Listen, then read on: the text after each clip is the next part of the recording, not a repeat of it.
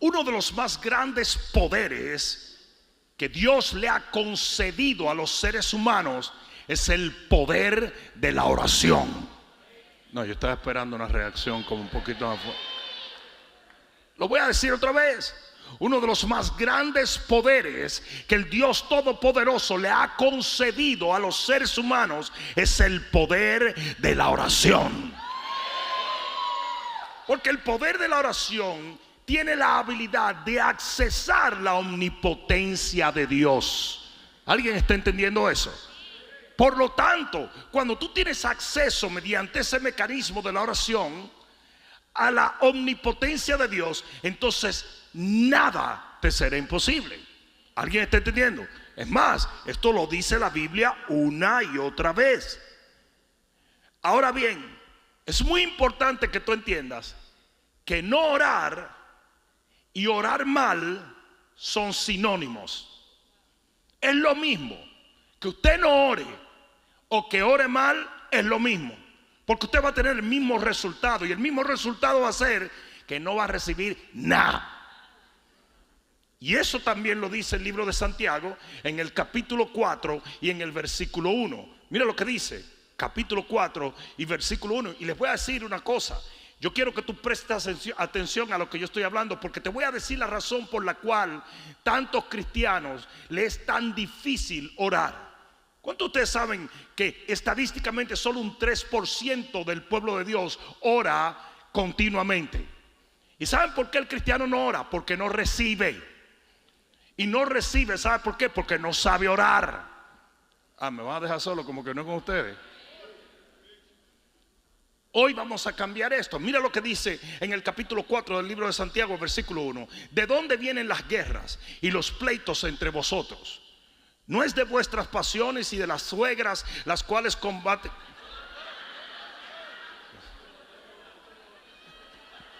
Yo iba bien, ¿verdad? Yo iba bien, caí de picada.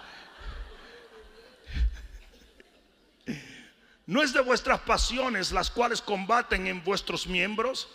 Codiciáis y no tenéis, matáis y ardéis de envidia y no podéis alcanzar, combatís y lucháis, pero no tenéis lo que deseáis porque no pedís. Ese es el primer problema. Hay muchos cristianos que no piden. La razón por la cual no piden es porque no ven poder en la oración. Yo pido y nada pasa. Y mira lo que dice, versículo 3. Ahora, los que se animan a pedir, pedís y no recibís, porque pedís mal. Entonces hay dos tipos de cristianos, y es el que no pide y el otro es el que pide mal. Cualquiera de las dos cosas son sinónimos. ¿Alguien me escuchó? Y hay una gran incidencia hoy en día de gente que prefiere pasar 20,000 horas hablando tonterías con personas que hablar con Dios. Yo lo único que entiendo es esto. Si Jesús pasaba la noche en oración, que era perfecto, el alfa, la omega, el principio y el fin, la rosa de Sarón, el lirio de los valles, el que había de venir, el rey de reyes, el señor de señores, el verbo hecho carne. Si él era perfecto y tenía que pasar la noche en oración, ¿qué te hace pensar que tú vas a tener victoria sin oración? Los apóstoles todos oraban intensamente. El libro de los Hechos es literalmente una película de milagros interminable. ¿Por qué? Porque ellos aprendieron a orar. Y Dios puede hacer en 10 segundos lo que a ti te tarda 10 años. Dile al que está a tu lado, esto es para ti. Ahora, de acuerdo al texto que nosotros leímos, el problema no es orar, es orar eficazmente. Eficazmente. ¿Cuál es la definición de eficaz? Elemento que produce un efecto esperado. Usted tiene que orar de la manera que va a producir un milagro. ¿Alguien entendió? Los sinónimos son efectivo, eficiente y capaz. Tu oración tiene que ser eficiente, tu oración tiene que producir, tu oración tiene que literalmente cambiar las cosas. Y eso es exactamente lo que hace que mucha gente no ore.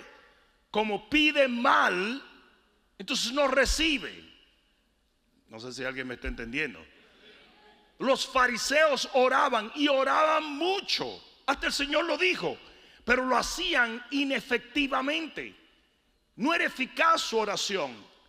La oración se convirtió en un ritual muerto. Y en el capítulo 6, desde el versículo 5 del libro de Mateo, nosotros vemos a Jesús diciéndole un montón de cosas de por qué la oración de ellos no servía. Cuando ustedes oren, no oren así.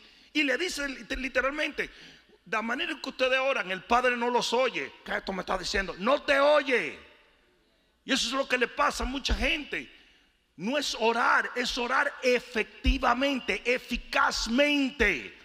No sé si alguien me está entendiendo. Hay un tipo de gente en el cuerpo de Cristo que yo jamás lo buscaría para que me imponga las manos. Que no sea para darme una pecosada o algo así. Pero hay gente que yo conozco que desde que yo lo veo, yo le digo, ven, echa para acá, ven, echa para acá, ven. ¿Por qué? Porque yo sé cómo esa persona tiene poder en la oración. Y eso es lo que usted necesita. Usted necesita poder. Usted necesita inyectarle poder a su oración. Amén.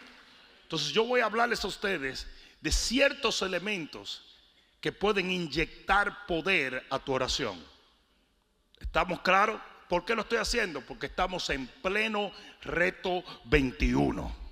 Y yo creo que el reto 21 es un tiempo que el Señor nos concede para ver su gloria, para ver rompimientos, para ver a Dios obrar. ¿Alguien está entendiendo eso? Si usted no va a orar, váyase para el baño ahora, que esto no va a funcionar para usted. Yo le voy a dar las pautas, pero usted tiene que ponerla en práctica. ¿Estamos claros? Aquí vamos, le voy a dar varias claves para inyectar poder a la oración. ¿Cómo inyecto poder a mi oración? Por medio de su voluntad. En Primera de Juan, capítulo 5, versículo 14. Algunas de estas cosas ya ustedes las han escuchado, pero se las voy a repetir. A gritar en la cara. Con escupidas y todo. ¿Entiendes? Primera de Reyes, capítulo 5, versículo 14 dice: y esta es la confianza que tenemos en Él, que si pedimos alguna cosa, fíjate que el Señor no te esté diciendo, no te está diciendo qué, sino alguna cosa, conforme, de acuerdo a su voluntad, Él nos oye. Y si Él nos oye, sabemos que cualquier cosa que le pidamos, la vamos a recibir. ¿Alguien está entendiendo? Entonces, una de las primeras cosas que quiero hablar es: usted tiene que orar de acuerdo a la voluntad de Dios, conforme a la voluntad de Dios, parejo a la voluntad de Dios. ¿Alguien está entendiendo eso? No, parece algo muy simple, pero la verdad es que hay muchísima gente que no la agarra. Usted no puede orar cualquier cosa, usted tiene que orar la voluntad de Dios. ¿Y cómo oramos la voluntad de Dios? Por medio de su palabra. Lo que está aquí es sí, sí y amén, amén. Alguien diga amén a esto. Es muy interesante, y esto lo estuve compartiendo los otros días, que Moisés estaba rondando un monte y el Señor estaba mirando a Moisés. Y Moisés, dale que vuelta al monte, dale vuelta al monte, dale vuelta al monte. Y le dice el Señor: Moisés, déjate de estar gastando energías. Yo no te voy a dar ese monte. ¿Pero por qué?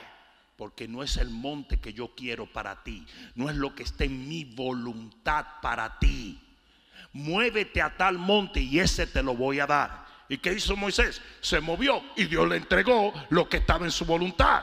¿Alguien me está entendiendo?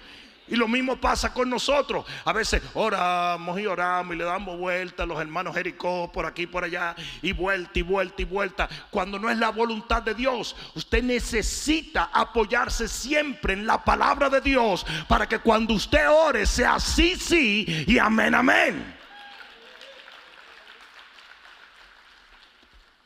Moisés en una le dice al Señor: no, que yo quiero entrar en la tierra prometida. Y le dice: no. ¿Pero por qué? Porque no es mi voluntad. Ahora, en ese tiempo Moisés no sabía que él no podía entrar a la tierra prometida porque él representaba la ley. Y la ley nunca te llevará al descanso en Dios. La ley te puede acercar, Pero lo único que te puede hacer poseer la tierra es Josué, que en hebreo es Yeshua.